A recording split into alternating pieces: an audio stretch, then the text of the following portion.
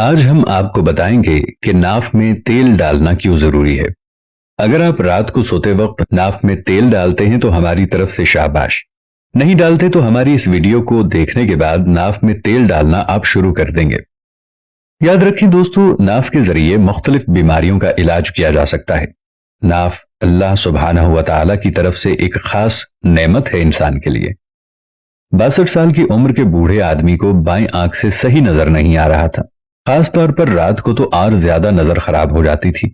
تو ڈاکٹر نے معائنہ کیا تو کہا، آپ کی آنکھیں تو بالکل ٹھیک ہیں، بس ایک مسئلہ ہے، جن رگوں سے آنکھوں کو خون فراہم کیا جاتا ہے وہ سوکھ گئی ہیں، سکڑ گئی ہیں۔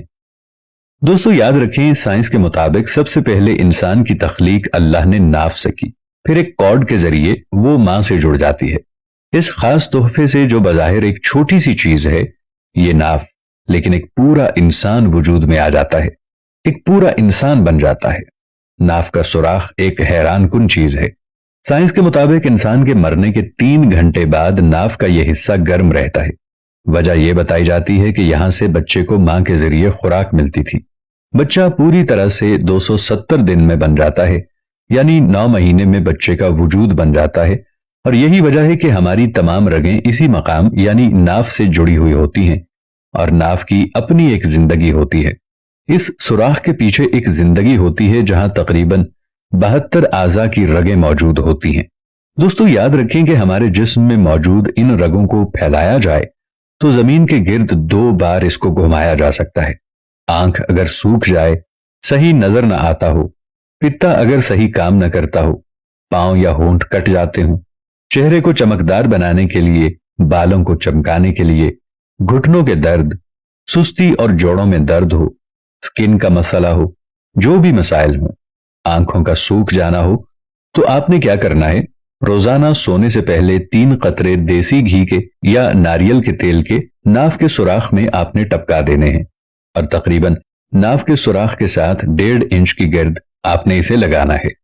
گھٹنوں کی تکلیف دور کرنے کے لیے 3 قطرے ارنڈی کے تیل کے آپ ناف کے سوراخ میں ٹپکا دیں اور ارد گرد لگا دیں۔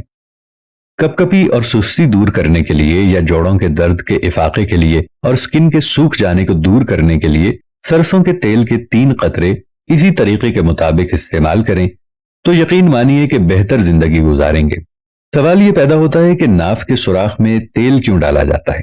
تو یاد رکھیں، ناف کے سوراخ میں اللہ نے ایک خاصیت رکھی ہے کہ جو رگیں جسم میں اگر کہیں سوکھ جاتی ہیں تو ناف کے ذریعے ان کو تیل فراہم کیا جاتا ہے، جس سے وہ دوبارہ کھل جاتی ہیں۔